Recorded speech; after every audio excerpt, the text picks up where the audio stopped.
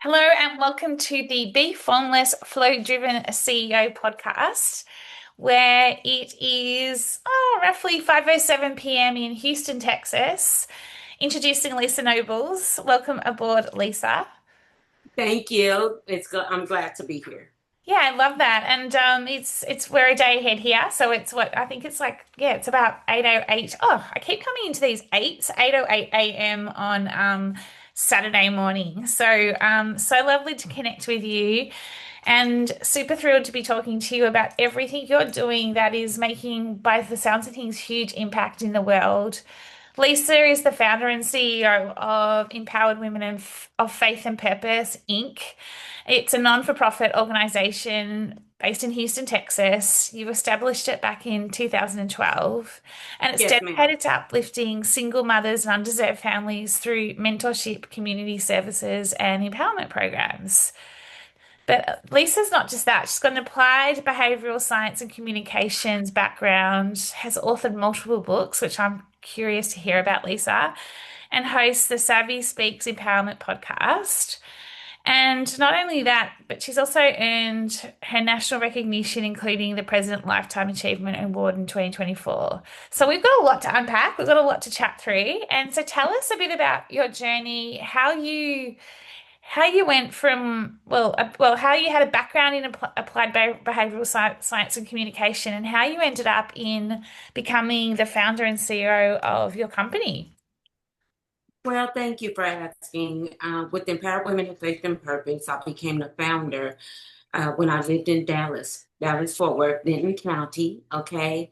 I had served on numerous boards of directors up until that particular point. It was just a point in my life where the next level was imminent. And when it came to service and servicing the community. And just to be honest, God put it on my heart. I don't know how else to say that, but God put that on my heart and I birthed that purpose, right? And it wasn't just me. I had a lot of family members, my sister, Shamika Brown, Kevin Blackwell, a lot of different individuals, Tanya Hunter, Stephanie Henderson, a lot of different individuals helped during that process. Lisa Stanley, and we all had one common theme: service, empowerment, how to make a change in our community that will be impactful, intentional, and deliberate. Amazing. Mhm. Amazing. And so how with your so did you work in applied science and communication pre doing finding your company, or how did that like, yeah, because like you kind of go Right, behavioral science and then moving into space. Although behavioral science plays a role, right, in everything you're doing right. now. But how did you connect the two, or how did you interconnect the two? This is a funny story, I've always had an interest in behavioral science. It's always people's behaviors has always Yeah. fascinated me. Okay. And I had a passion to become a therapist. I did not complete that part of my journey, right? Because of life, right? But at the same time, I always wanted for empowered women. I always had this vision that one day I would be a therapist inside of Empowered Women of Faith and Purpose in Dallas, Texas. Houston was a gift along the way, right? But and I just felt that that was the way that the community would come in. I would be able to provide these therapeutic services without charging anyone, because we all know trauma. We all know victimization, but some of us don't know how to bridge that to success. Yeah. We live in a fulfilled life, right? Yeah. Amazing, amazing. So talk us through some of the programs that you're doing, and some of the, how you're uplifting these single mothers and undeserved families, Lisa. Oh, perfect. If you notice, I just get excited when it comes to talk about empowered women. In November of 2024, I had an unexpected physical ailment appear. Okay, and I ended up having surgery on December the 5th. We have been dormant, of course, since then. I was just released from my doctor yesterday. But here's the thing: before that, I I was able to acquire collaborative partnerships here in the Houston area. One of my major collaborative partnerships is with the Rainbow Housing Assistance Corporation. And they have, for example, just in Houston, they have 15 to 18 communities. And I worked my way up to where I'm able to have the status to go to any, any of their properties as long as they're happy. And so, sometimes I go online. We may have a 4-week course, Dare to Dream. A lot of it's derived around my faith book. It's just a journal. And we go from there. A lot of my single mothers, and I know we just met, but you can read some of their reviews on our Google for nonprofits. But anyway, and those restorative issues are restorative factors Mm. that happen from depression and just learning how to bridge again that hurt and that pain Yeah. to show up boldly into the world. Does that make sense? Yeah, it makes total sense. How old are generally these single mothers that you're bringing into your community? Or what? Oh, go ahead. I'm sorry. Sorry, no, that's okay. What's the range generally? Like how old, like from youngest to eldest? Oh, they're gonna be full adults. They're anywhere from 20 and up. Wow. Hmm. Yeah. Yeah, 20 and up. I've had single mothers in their 60s. At some of my communities, and I don't just serve the Rainbow Housing. That's just my main community that Empower Women Services or works closely Oh, with. yeah, it's quite fascinating. A lot of them are a lot of them, like almost on the verge of being homeless. Like, is that what you're dealing with as well? Like in terms of when they come into you, like how much is their life, not together as such? The Rainbow Housing Assistance Corporation, excuse me, is a low income based community. Okay. And Yeah. so it's just apartments all over the they're all over the United States, first of all, but specifically in the Houston area, they have 15 to 18. Okay. And so they're not where they're homeless, but at the same time, they do live in these communities to where it's income based, Yeah, which okay. is okay. Um, so in essence, I go there. I go to their communities, and whether we said, like I said, we plan for a 4-week training or food for Thanksgiving and Christmas, just anything to lighten their load. Yeah. Does that make sense? Is that Yeah, no, kind of that makes answering your complete question? sense. Lighten their load to empower, lighten their load to give them the ability to feel empowered, right? So it's like it's exactly what you're talking about. That there's that whole empowerment through service to, like you say, the uplifting of these single women mothers, is that ability to then, have them connecting and engaging with society, with community again. Because I would no doubt see. I guess I would can't speak straight. I would no doubt. It would be no doubt that they probably struggle to connect and struggle to engage with communities. They don't feel empowered and they don't feel uplifted. Like they would have probably. And this may not be right, but like your self-worth. I know when you don't feel empowered yourself, you don't feel your best. You don't feel like engaging, you don't feel like connecting. You feel Absolutely. it's your, Mhm. your worth, like your sense of worth, your sense of why am I here sort of thing. It's great nonprofits. I'm sorry, I said Google for nonprofits. That's another system that we have. But great nonprofits, if you find empowered women on faith and purpose on great nonprofits, those reviews are there. One in particular that I want to share with you is I had in my last class, and sometimes the ahas are not until I see their review. Honestly, I had one, her name was Jasmine. I had one who said I was spiraling through depression. But going through my course, through Empower Women's course, she said she was able to reconnect and feel empowered. She had just had a baby. Some of us, just like all of us, the world goes on, but then we are still stuck in our problems and we don't know how to get out. I had a single mom at this same community who we had our 4-week transition, and she had just discovered she had cancer. Mm. And so she had to wear, yeah, she had to wear the wigs. And just learning how to not want to take the more extreme measure to survive. Does that make sense? Yeah, And then someone like me, yeah, that can relate. I get passionate about this part. I'm sorry. That can relate because I've been there too. You know, having unexpected surgery. They don't know that part yet because like I said, my doctor just released me. But just being able to relate to their hurt and their pain, yeah. and without the fluff. Those are the stories that the general public doesn't see when it comes to empowered women.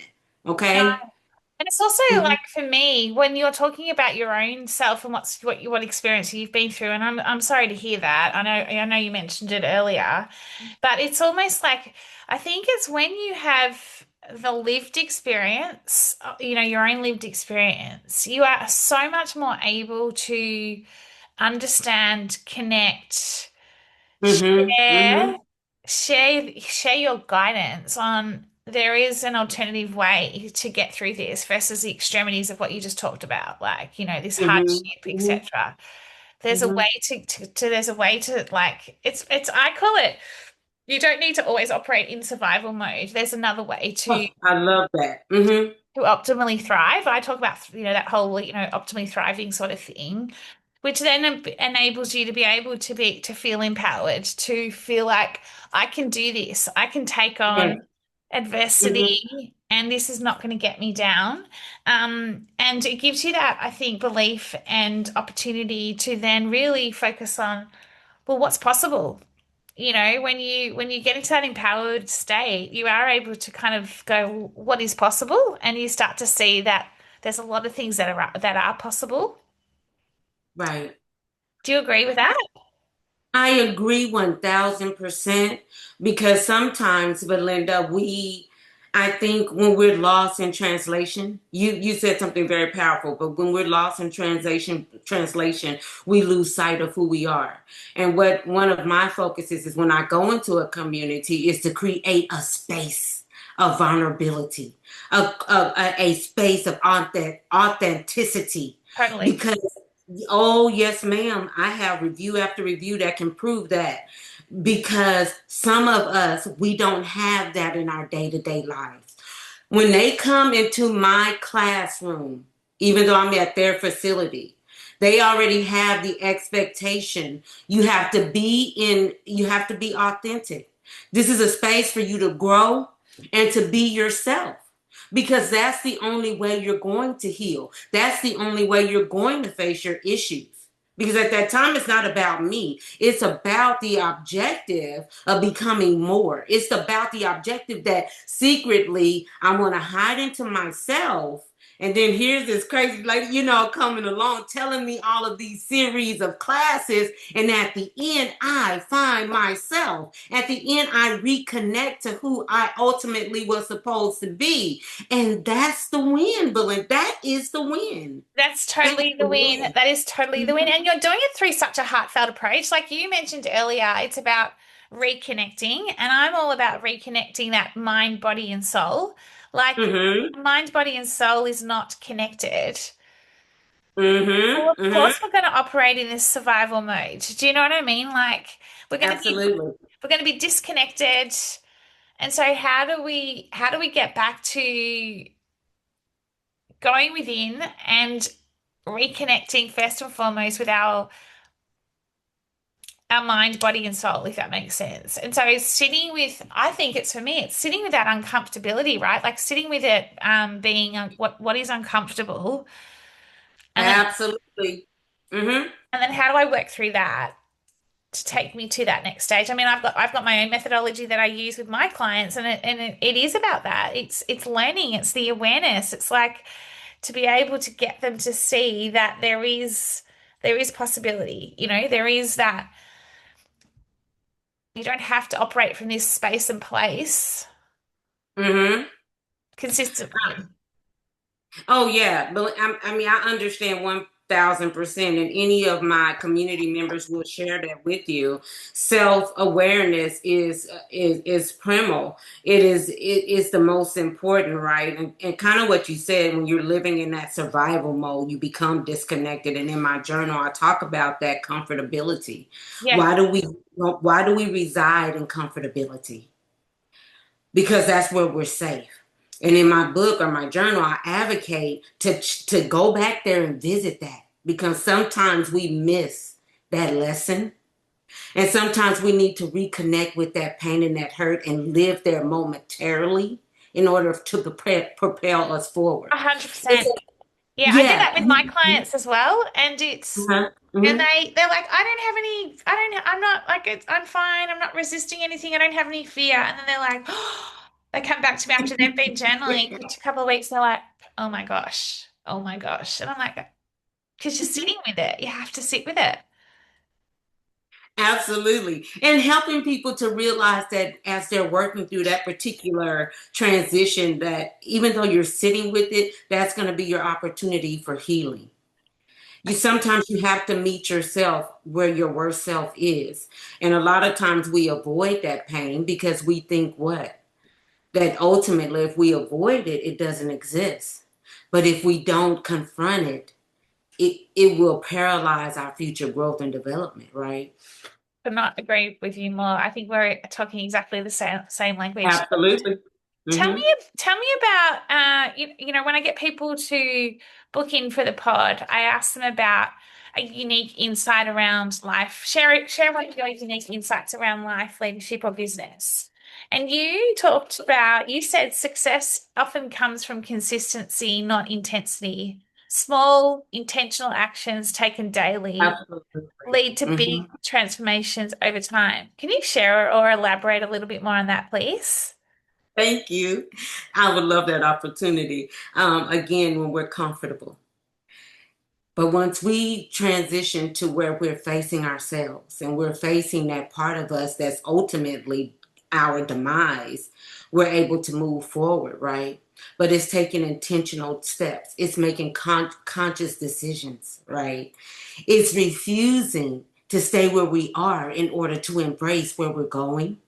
It's about purpose. It's about finding a higher calling. I talk about the pit in the book, right? When we're in that pit, place of intended trials, that's where it's there to prune us. That's where our enlightenment happens, right? That's where we evolve. That's where we become our best self, Yeah. right? But we're being intentional because we've decided to show up in the world despite our adversities, despite our misfortunes, right? And as long as we can be, like you said, in that survival mode, as long as we can kind of confront that, own that, grab a hold to that, and move forward, we ultimately become that butterfly, right? Oh, I love the butterfly analogy. I've been reading a little bit into it lately. I don't know, the butterflies keep coming to me as well. Like yeah, you go from that caterpillar into the butterfly. Mm-hmm. It takes time. I think that's the other thing, and I wanted to talk to you about that. Like, you can't just expect this to happen overnight, right? Like, you have to prepare yourself for this. Is a bit of a there is no time limit on it. There is no time frame on it. Like, I don't know about you, but like, even with my own lived experiences, when I've experienced adversity and when I've sat with that, sat in that space of where it feels really uncomfortable, but I'm having to learn about myself more and go deeper to go to that next level. I don't know. Do you? I feel like sometimes, and I call it the universe. It almost like it takes as long as it needs to take for you to then Mm-hmm. to learn the lesson, understand, well, what is this all about, and how do I then use this or apply this to be my best self to move into the next stage. But I find it quite often we're in the society, we're in such a hurry. You know, Oh, we want to get to the next step. We want to get to the next stage. We're outcome focused, you know.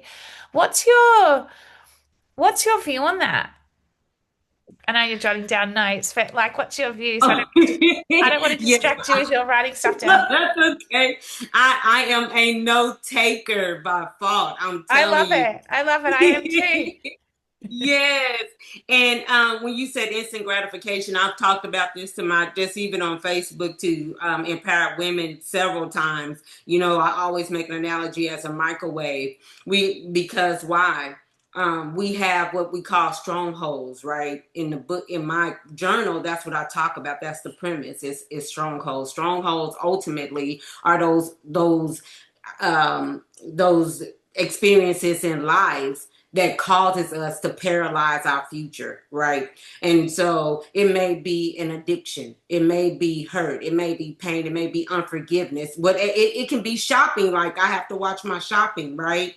But those are the things that allow us to have a temporary senses or temporary states of happiness, but they're facades. Because in order to actually experience happiness or joy or any of those type of attributes, right, we have to be we have to deal with those pains because it inhibits our ability to genuinely connect with others, genuinely connect with ourselves, because if not, we're just lying to ourselves. And I have a little series that I call the lies that we tell ourselves.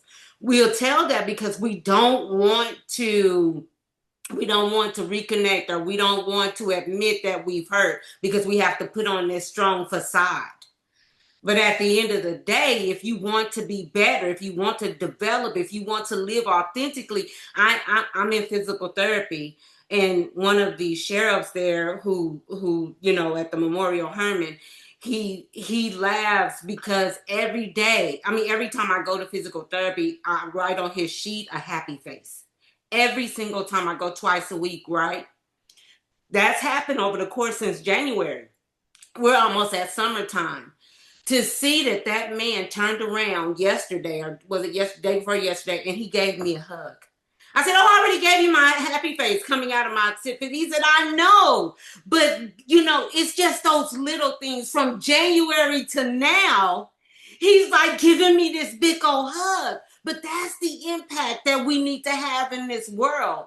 No, my life isn't all together, Belinda. No, not by one bit.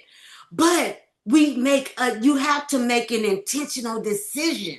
And it's those little things that impact the world. They become infectious, right? To make a man, or even just to turn around and hug, just because you give them a happy face on a piece of paper. How can you show up like that every day? That's not $1 million paycheck, but man, it's $1 million action.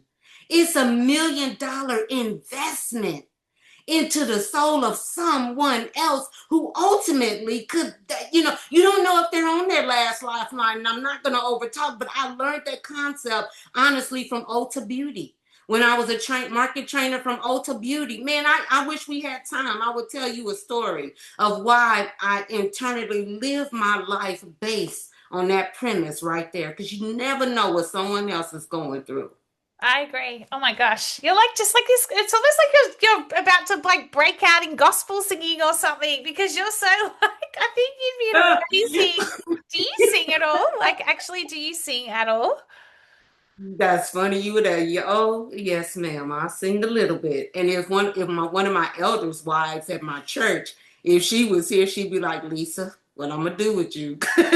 Because she's like, I'm a woman. You don't be preaching. She'll say. No, you're not preaching, but I just like I'm loving it. I'd love to watch you like because I'm just like, oh, can you just do us a song or like a, you know what I mean? Like, but no, I'm not trying to take away from what you've just been talking about. Oh no, ma'am. I understand. But Uh-huh.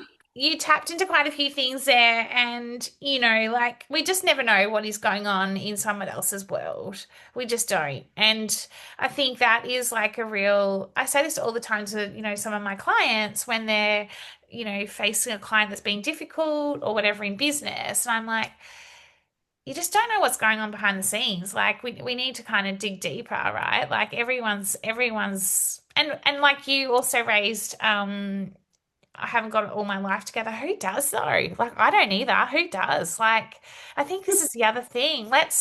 let's share our imperfections. Let's not pretend that everything is together because it's just not. And that's okay as well. And that's where you get to be your authentic self. And I think that's Hmm. also for me where, and you called out this soulful piece, and I'm all around this, you know, soulful conscious leadership. And, you know, for me, I Hmm. just think that when you're when you tap into someone's soul and when you get them to kind of or bring their soul out, you know, like into kind of Hmm. that connection, Hmm. Hmm.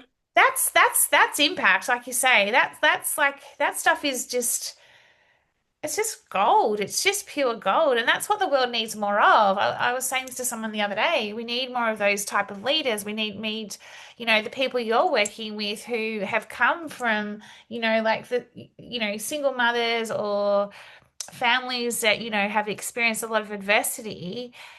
Absolutely. They need to know that they also have this ability to make a difference and an impact in the world if they choose to. If they choose to kind of do the work, because we've all got to do the work, right? And then rather than Hmm. going, Hmm. oh, poor me, oh, I can't believe this is happening to me, more, okay, all right, now what do I like, do you know what I mean? Agreeing that I'll take it on and that I'm going to, it's easy enough said than done. But does that make sense what I'm saying? Absolutely. My last interview, I talked that your ponytail kind of reminds me, and something you just said reminded me. One of my last interviews, I had my hair in a messy hair bun, right? And I gave the premise that, and because when we're going on these interviews, we always want to put our best face forward, right? But I told my interviewee, hey, this is the reason why I had made my hair not all put together. Like today I flat ironed my hair extensions. But the point I'm trying to make is that every day we go show up into this world, but not every day we're all put together. We show up with the flat ironed hair or the ponytail, but sometimes we are actually, on Monday and Tuesday, we had a rough week. Tuesday and Thursdays are my worst day of my week. It's the greatest day, but it's the worst day, because that's when my arm, I'm having a physical therapy. I can't lift it, for a certain many hours. Sometimes, like yesterday, I'll be honest with you, I was frustrated because I'm ready for, the arm to lift, and it's already been 3 or 4 hours and it hadn't lifted, so that I can move how I want to move. But that's how life is. You have to keep going. Take the good with the bad, right? That's cliche, right? Take the good with the bad, but at the same time, being patient with yourself. I think you kind of talked about that earlier. It's just a daily action. It's Well, a it's taking step a by step. Like I always say, it's just put one foot in front of the other. You know, that's the mm-hmm. ability to continue to bounce forward. But yeah, I think you, Absolutely. I think you make a really good point. Like you know, I've got no makeup on today. It's Saturday morning. I've pulled my hair back. Like, if I'm honest, I was in my pajamas probably 10 minutes before the pod, and I'm like, oh, Right. I better get dressed now. Like, but that's what it's about, right? Like, this is me. Like, you know, I am who I am. Like, I'm not going to, like, you know, sure, I love to put makeup on and do my hair, and I'm not saying I haven't Right. made an effort, but I'm doing the best I can with what I've got this morning. And you don't feel like you can't be feeling amazing every day of the week, like you Mm-hmm. say. And so Mm-hmm. you show up, for me, it's showing up authentically. And Mm-hmm.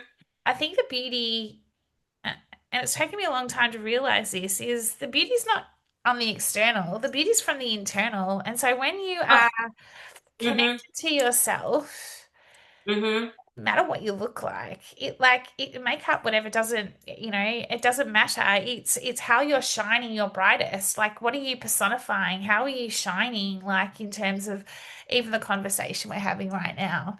And so that's for me, you know, it's like, yeah, no, this is who I am. And I guess for me, that's why I started this pod as well, is is just to be able to have those conversations and be truly Mm-hmm. sitting here in the present and being authentic. And how Mm-hmm. can we make, you know, a difference in the world? Which takes me to my final question for you, Lisa, because Mm-hmm. I know it's Friday evening and you're probably, you know, wanting to get ready for dinner or, you know, whatever. But, what is your biggest hope for society, the world at large, Hmm. right now? I think that my biggest hope for society or the world is our ability to come together. And this is very cliche, as our authentic self and embracing who we are to be able to serve a bigger goal. Until we are able to accomplish these simple tasks, we'll be always um, paralyzed or Stuck. stuck. Yeah, we'll always be stuck where we are with who we are because it's not about the moments always of the flat iron hair after, right? Like you said, it's the 10 minutes before, Belinda, right? That count. It's the 10 minutes before that counts because you made a decision to still show up. And until we can embrace who we are as one, we will always run from who we're not, right? Or instead of running towards who we are or should be or need to be. And that's the sad part because we've lost hope, right? But if we want to release that symptom of disconnection from from our mind, body, and soul, or from our purpose, body, or our mission, we have to create that ecosystem that's designed to be adaptive and anti-fragile, and we don't break under pressure, but that we evolve. We are self-reinforcing system, how we use our communities, how we show up, how we use automation and co-leadership to create spaciousness within our lives and ultimately within our communities. Yeah, you're speaking my language. It's all my, it's everything I talk about and everything I train on Yes. in my business. So Mhm. I love that, Lisa. I love that so Thank you. much. Oh my gosh, I feel like we could. I just want to hear you keep doing the and preaching. Just sounds like such not the right word, but like when you're going off in your, I love it. Like I'm just like I think I would just sit there and just be like, this is the best. Like I feel like I've got a real like it's like you've been my coffee this morning and I haven't even had a coffee yet. Like you've just given me Aw. so much of a energy and a buzz, and I love Mhm. that the impact and the difference you're making in the world. Do you have Thank you. any last final comments, thoughts before we end the pod? Lastly, sometimes high performance isn't about doing more. It's about removing what no longer fits. And just remember that, in this world, we are beautiful or we are wonderful or we are as amazing as we allow ourselves to be. I love that. I value you for allowing me to even come and speak about my passion, right? Which is empowered women of faith and purpose. God bless you for that, literally. Lisa, how do we find out more about your company? How do we find out more about you? Where's the best place to go? EWOFP.org is Empowered Women of Faith and Purpose, EWOFP.org, or you can find me on Facebook at EWOFP. All of it is EWOFP. And once you find that, you will find me. Yes, ma'am. I love that. Thank you so much, Lisa. You have a wonderful Absolutely. evening. Still looks like it's quite sunny out your way. Like, yeah, and I can see the beautiful trees Hmm. waving behind. So, yeah, it's have a wonderful evening, have a wonderful weekend, and yeah, thank you so much. Thank you too, Belinda. You have a wonderful, you're already a day ahead of me. I wanted to say something about that. My Oh, son yes. is, So, it's funny. I he's can't in say that Dubai. I came up with Mhm. this, but quite a few weeks ago on one of the pods, someone said to me, "Oh, B, you're in the future. I'm in the past, but right now Right. we're in the present. We are in the present right now, which is what it's all Mhm. about, right? Like it's all about Absolutely. being present. So here we are. Well, thank you for the work that you do. I was reading up on you and your purpose and your mission. And of course, on LinkedIn, I reviewed your profile there and all the wonderful people that follow you and your brand. Thank you for even allowing or thinking enough of my opinion to be valuable to your audience. God bless you on that. And I hope to be able to work with you all again. Thank you for this opportunity to speak about empowered women and the work that I do in the community. Thank you, Lisa. You're the You're best. welcome. Take care. Okay, have Thank a you. blessed day. Yes, ma'am.